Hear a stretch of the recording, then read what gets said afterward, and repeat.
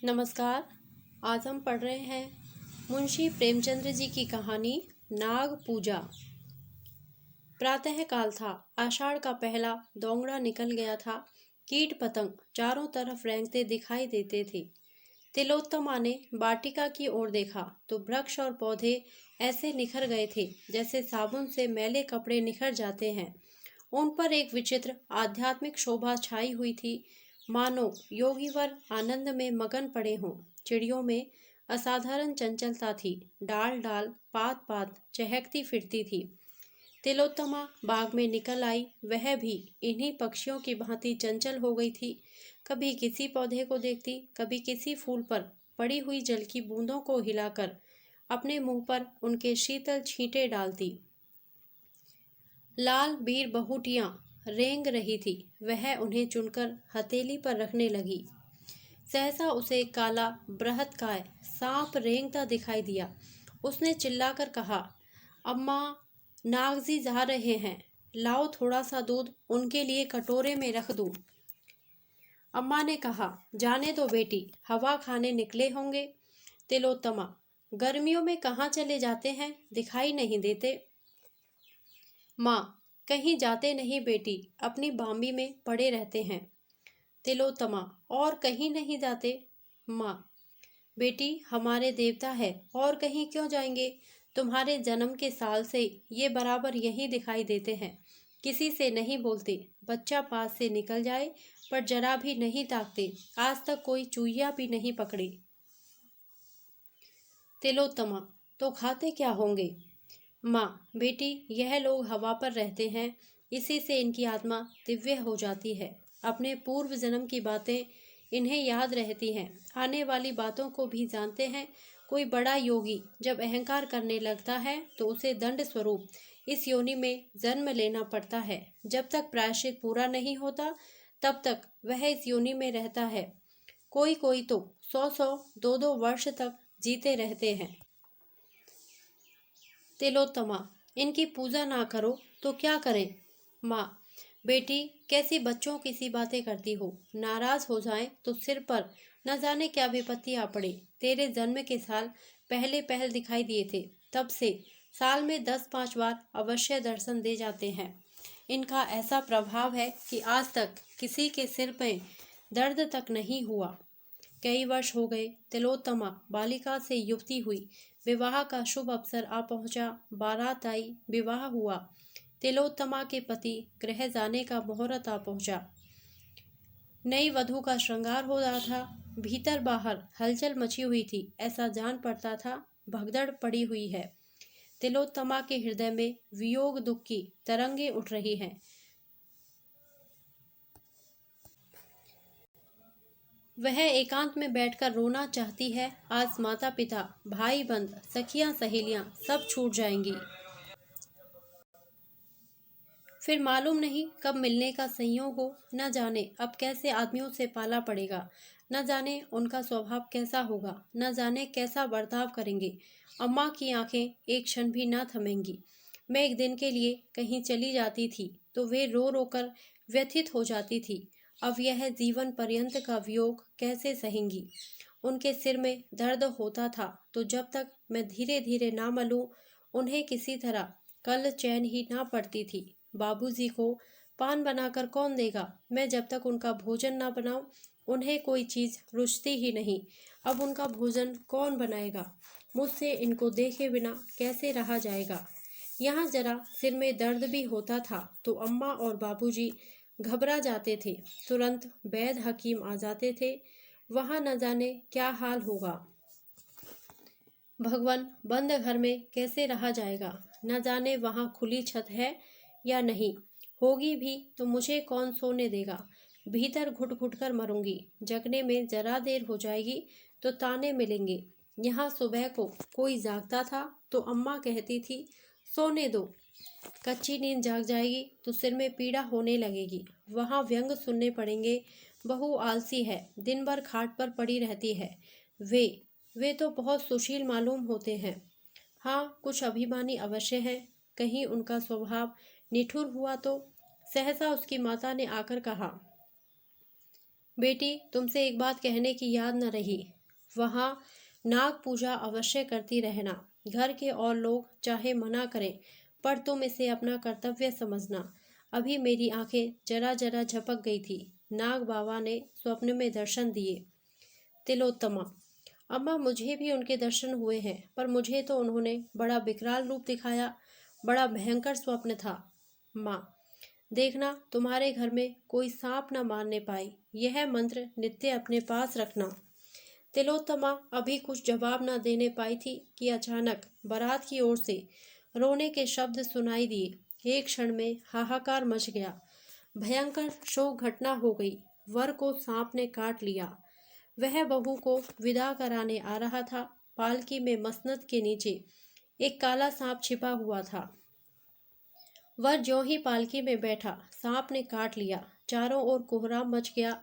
तिलोत्तमा पर तो मानो वज्रपात हो गया। उसकी माँ सिर पीट पीट कर रोने लगी। उसके पिता बाबू जगदीश चंद्र मूर्छित होकर गिर पड़े। हृदय रोग से पहले से ही ग्रस्त थे। झाड़ फूंक करने वाले आए, डॉक्टर बुलाए गए, पर विष घातक था। जरा देर में वर के होठ नीले पड़ गए, नख काले हो गए, मूर्छा आने लगी। देखते देखते शरीर ठंडा पड़ गया। इधर उषा की लालिमा ने प्रकृति को आलोकित किया, उधर टिमटिमाता हुआ दीपक बुझ गया। जैसे कोई मनुष्य बोरों से लदी हुई नाव पर बैठा हुआ मन में झुंझलाता है कि यह और तेज क्यों नहीं चलती, कहीं आराम से बैठने की जगह नहीं, पर यह इतनी हिल क्यों रही है, मैं व्यर्थ ही इसमें बैठा। पर अकस्मात नाव को भंवर में पड़ते देखकर उसके मस्तूल से चिपट जाता है। वही दशा तिलोत्तमा की हुई। अभी तक वह वियोग दुख में ही मगन थी, ससुराल के कष्टों और दुर्व्यवस्थाओं की चिंताओं में पड़ी हुई थी, पर अब उसे होश आया कि इस नाव के साथ मैं भी डूब रही हूँ। एक क्षण पहले वह कदाचित जिस पुरुष पर झुंझला रही थी, जिसे लुटेरा और डाकू समझ रही थी, वह अब कितना प्यारा था। उसके बिना अब जीवन एक दीपक था, बुझा हुआ, एक वृक्ष था, फल फूल विहीन। अब एक क्षण पहले वह दूसरों की ईर्ष्या का कारण थी, अब दया और करुणा की। थोड़े ही दिनों में उसे ज्ञात हो गया कि मैं पति विहीन होकर संसार के सब सुखों से वंचित हो गई। 1 वर्ष बीत गया। जगदीश चंद्र पक्के धर्मावलंबी आदमी थे, पर तिलोत्तमा का वैधव्य उनसे ना सहा गया। उन्होंने तिलोत्तमा के पुनर्विवाह का निश्चय कर लिया। हंसने वालों ने तालियां बजाई, पर जगदीश बाबू ने हृदय से काम लिया। तिलोत्तमा पर सारा घर जान देता था। उसकी इच्छा के विरुद्ध कोई बात ना होने पाती, यहाँ तक कि वह घर की मालकिन बना दी गई थी। सभी ध्यान रखते कि उसका रंज ताज़ा ना होने पाए, लेकिन उसके चेहरे पर उदासी छाई रहती थी, जिसे देखकर लोगों को दुख होता था। पहले तो माँ भी इस सामाजिक अत्याचार पर सहमत ना हुई, लेकिन बिरादरी वालों का विरोध ज्यों-ज्यों बढ़ता गया, उसका विरोध ढीला पड़ता गया। सिद्धांत रूप से तो प्राय किसी को आपत्ति ना थी, किंतु उसे व्यवहार में लाने का साहस किसी में न था। कई महीनों के लगातार प्रयास के बाद एक कुलीन सिद्धांतवादी सुशिक्षित वर मिला। उसके घरवाले भी राजी हो गए। तिलोत्तमा को समाज में अपना नाम बिकते देखकर दुख होता था। वह मन में कुढ़ती थी कि पिताजी नाहक मेरे लिए समाज में नक्कू बन रहे हैं। अगर मेरे भाग्य में सुहाग लिखा होता तो यह वज्र ही क्यों गिरता। उसे कभी कभी ऐसी शंका होती थी कि मैं फिर विधवा हो जाऊंगी। जब विवाह निश्चित हो गया और वर की तस्वीर उसके सामने आई तो उसकी आंखों में आंसू भर आए। चेहरे से कितनी सज्जनता, कितनी दृढ़ता, कितनी विचारशीलता टपकती थी। वह चित्र को लिए हुए माता के पास गई और शर्म से सिर झुकाकर बोली, अम्मा, मुझे मुंह तो ना खोलना चाहिए, पर अवस्था ऐसी आ पड़ी है कि बिना मुंह खोले रहा नहीं जाता। आप बाबूजी को मना कर दें। मैं जिस दशा में हूँ संतुष्ट हूँ। मुझे ऐसा भय हो रहा है कि अब की फिर वही शोक घटना। माँ ने सहमी हुई आंखों से देखकर कहा, बेटी, कैसी अशुकन की बात मुंह से निकाल रही हो। तुम्हारे मन में भय समा गया है, इसी से यह भ्रम होता है। जो होनी थी वह हो चुकी। अब क्या ईश्वर तुम्हारे पीछे ही पड़े रहेंगे। तिलोत्तमा हाँ, मुझे तो ऐसा मालूम होता है। माँ, क्यों? तुम्हें ऐसी शंका क्यों होती है? तिलोत्तमा, न जाने क्यों कोई मेरे मन में बैठा हुआ कह रहा है कि फिर अनिष्ट होगा। मैं प्राय नित्य डरावने स्वप्न देखा करती हूँ। रात को मुझे ऐसा जान पड़ता है कि कोई प्राणी जिसकी सूरत सांप से बहुत मिलती जुलती है मेरी चारपाई के चारों ओर घूमता है। मैं भय के मारे चुप्पी साध लेती हूँ, किसी से कुछ कहती नहीं। माँ ने समझा यह सब भ्रम है। विवाह की तिथि नियत हो गई। यह केवल तिलोत्तमा का पुनः संस्कार न था, बल्कि समाज सुधार का एक क्रियात्मक उदाहरण था। समाज सुधारकों के दल दूर से विवाह में सम्मिलित होने के लिए आने लगे। विवाह वैदिक रीति से हुआ। मेहमानों ने खूब व्याख्यान दिए, पत्रों ने खूब आलोचनाएं की। बाबू जगदीश चंद्र के नैतिक साहस की सराहना होने लगी। तीसरे दिन बहू के विदा होने का मुहूर्त था। जनवासे में यथासाध्य रक्षा के सभी साधनों से काम लिया गया था। बिजली की रोशनी से सारा जनवासा दिनसा हो गया था। भूमि पर रेंगती हुई चींटी भी दिखाई देती थी। केशों में न कहीं शिकन थी, न सिलवट, न झूल। शामियाने के चारों तरफ कनातें खड़ी कर दी गई थी। किसी तरफ से कीड़ों मकोड़ों के आने की संभावना न थी, पर भावी प्रबल होती है। प्रातः काल के 4 बजे थे। तारागणों की बारात विदा हो रही थी। बहू की विदाई की तैयारी हो रही थी। एक तरफ शहनाइयां बज रही थी, दूसरी तरफ से बिलाप की आर्त ध्वनि उठ रही थी। पर तिलोत्तमा की आंखों में आंसू न थे। समय नाजुक था। वह किसी तरह घर से बाहर निकल जाना चाहती थी। उसके सिर पर तलवार लटक रही थी। रोने और सहेलियों से गले मिलने में कोई आनंद न था। जिस प्राणी का फोड़ा चिलक रहा हो उसे जर्राहा का घर बाग में सैर करने से ज्यादा अच्छा लगे तो क्या आश्चर्य है। वर को लोगों ने जगाया। बाजा बजने लगा। वह पालकी में बैठने को चला कि वधू को विदा करा लाए, पर जूते में पैर डाला ही था कि चीख मारकर पैर खींच लिया। मालूम हुआ पांव चिंगारियों पर पड़ गया। देखा तो एक काला सांप जूते में से निकलकर रेंगता चला जा रहा था। देखते देखते गायब हो गया। वर ने एक सर्द आह भरी और बैठ गया। आंखों में अंधेरा छा गया। एक क्षण में सारे जनवासे में खबर फैल गई।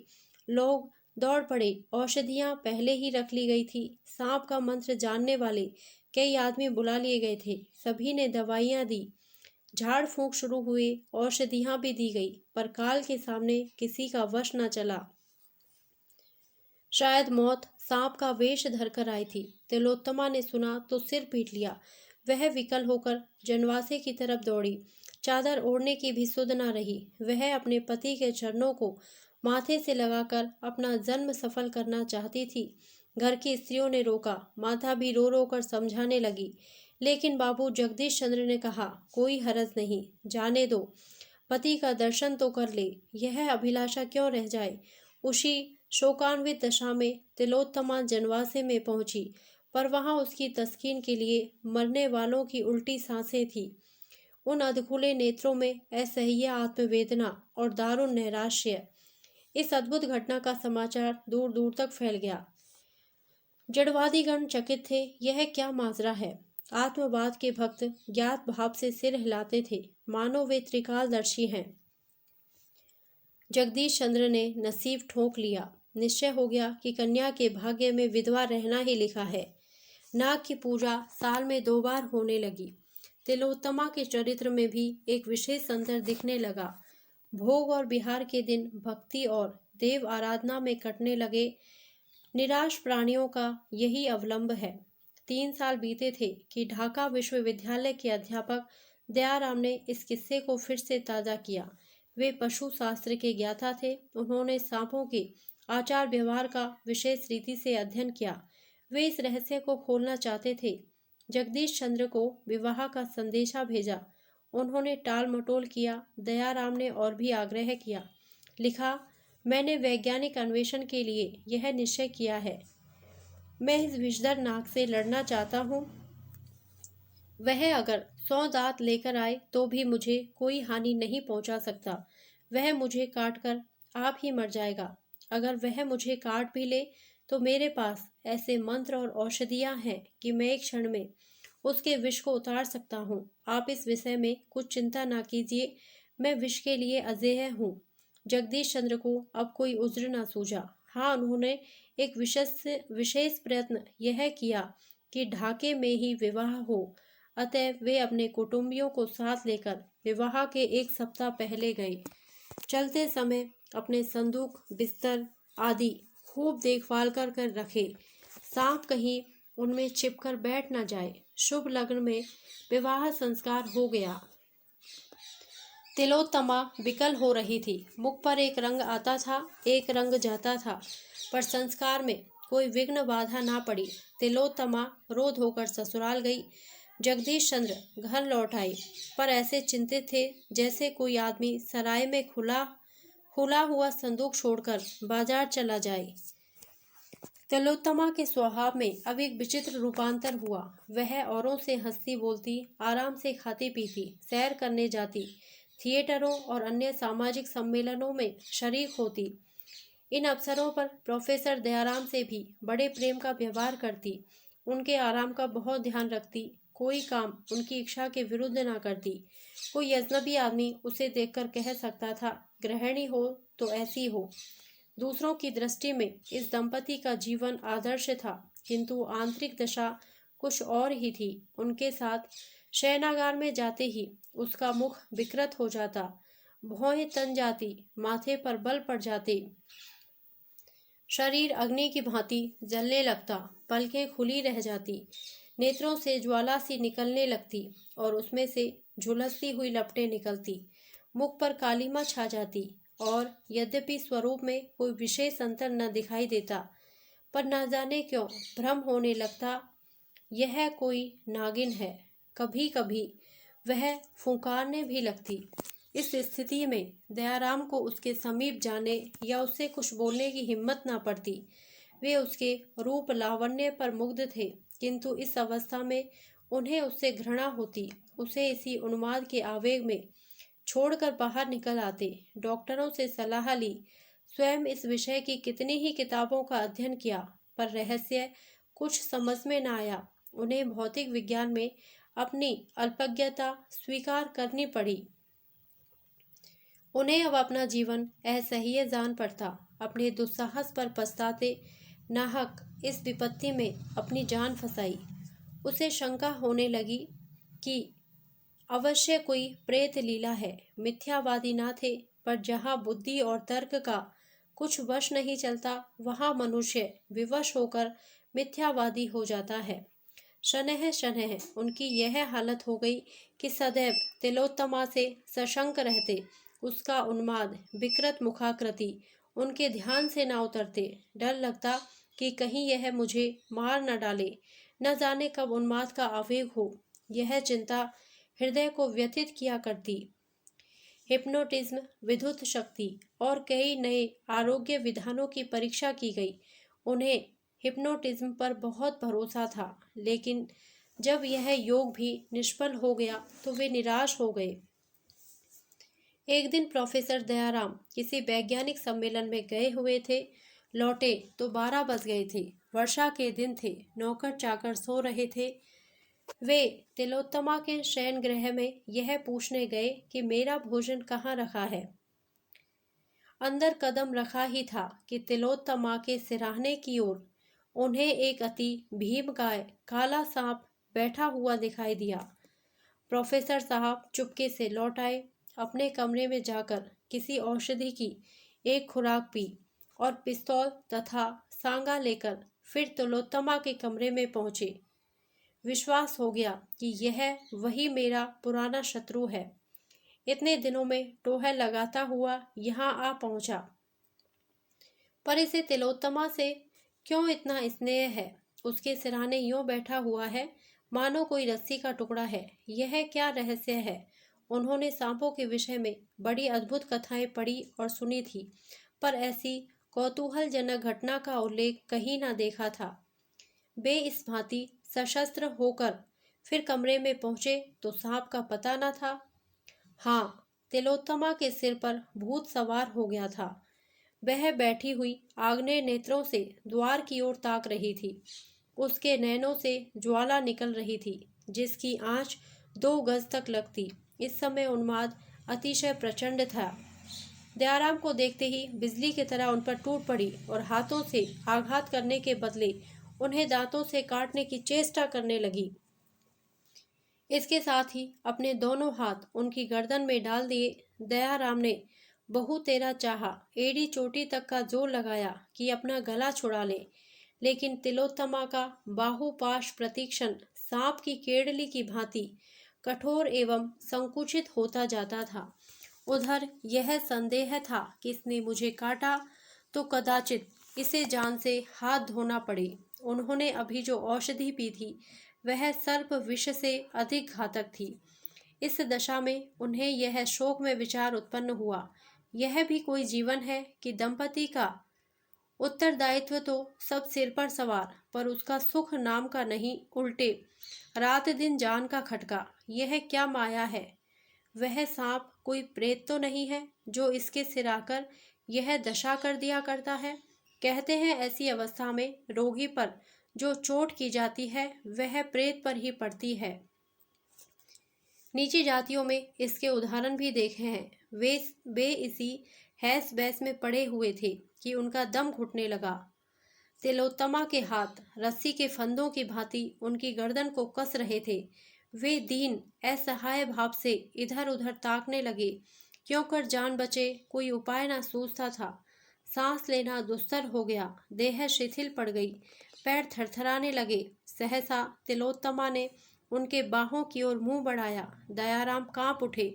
मृत्यु आंखों के सामने नाचने लगी। मन में कहा, यह इस समय मेरी स्त्री नहीं, विषैली भयंकर नागिन है। इसके विष से जान बचनी मुश्किल है। अपनी औषधि पर जो भरोसा था वह जाता रहा। चूहा उन्मत्त दशा में काट लेता है तो जान के लाले पड़ जाते हैं। भगवान, कितना विकराल स्वरूप है। प्रत्यक्ष नागिन मालूम हो रही है। अब उल्टी पड़े या सीधी, इस दशा का अंत करना ही पड़ेगा। उन्हें ऐसा जान पड़ा कि अब गिरा ही चाहता हूँ। तिलोत्तमा बार बार सांपों की भांति फुंकार मारकर जीभ निकाले हुए उनकी ओर झपटती थी। एकाएक वह बड़े कर्कश स्वर से बोले, मूर्ख, तेरा इतना साहस कि तू इस सुंदरी से प्रेमालिंगन करे। यह कहकर वह बड़े बेग से काटने को दौड़ी। दयाराम का धैर्य जाता रहा। उन्होंने दाहिना हाथ सीधा किया और तिलोत्तमा की छाती पर पिस्तौल चला दिया। तिलोत्तमा पर कुछ असर न हुआ। उसकी बाहें और भी कड़ी हो गई, आंखों से चिंगारियां निकलने लगी। दयाराम ने दूसरी गोली दाग दी। यह चोट पूरी पड़ी। तिलोत्तमा का बाहुबंधन ढीला पड़ गया। एक क्षण में उसके हाथ नीचे को लटक गए, सिर झुक गया और वह भूमि पर गिर पड़ी। तब वह दृश्य देखने में आया जिसका उदाहरण कदाचित अलिफ लैला और चंद्रकांता में भी ना मिले। वही पलंग के पास जमीन पर एक काला दीर्घकाय सर्प पड़ा तड़प रहा था। उसकी छाती और मुंह से खून की धारा बह रही थी। दयाराम को अपनी आंखों पर विश्वास न आता था। यह कैसी अद्भुत प्रेत लीला थी। समस्या क्या है, किससे पूछूं? इस तिलस्म को तोड़ने का प्रयत्न करना मेरे जीवन का एक कर्तव्य हो गया। उन्होंने सांगे से सांप की देह में एक कोचा मारा और फिर वे उसे लटकाए हुए आंगन में लाए। बिल्कुल बेदम हो गया था। उन्होंने उसे अपने कमरे में ले जाकर एक खाली संदूक में बंद कर दिया। उसमें भूस भरवा कर बरामदे में लटकाना चाहते थे। इतना बड़ा गेहुअन सांप किसी ने ना देखा होगा। तब वे तिलोत्तमा के पास गए। डर के मारे कमरे में कदम रखने की हिम्मत ना पड़ती थी। हाँ, इस विचार से कुछ तस्कीन होती थी कि सर्प प्रेत मर गया है तो उसकी जान बच गई होगी।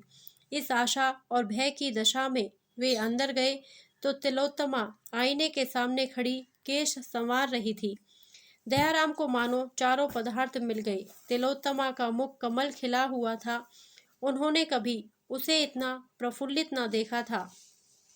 उन्हें देखते ही वह उनकी ओर प्रेम से चली और बोली, आज इतनी रात तक कहाँ रहे?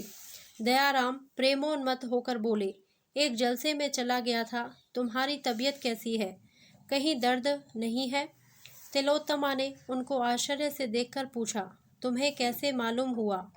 मेरी छाती में ऐसा दर्द हो रहा है जैसे चिलक पड़ गई हो। धन्यवाद। यदि आपको यह कहानी अच्छी लगी हो तो प्लीज़ मेरे वीडियो को लाइक करें, शेयर करें और मेरे चैनल को सब्सक्राइब करें। Thank you.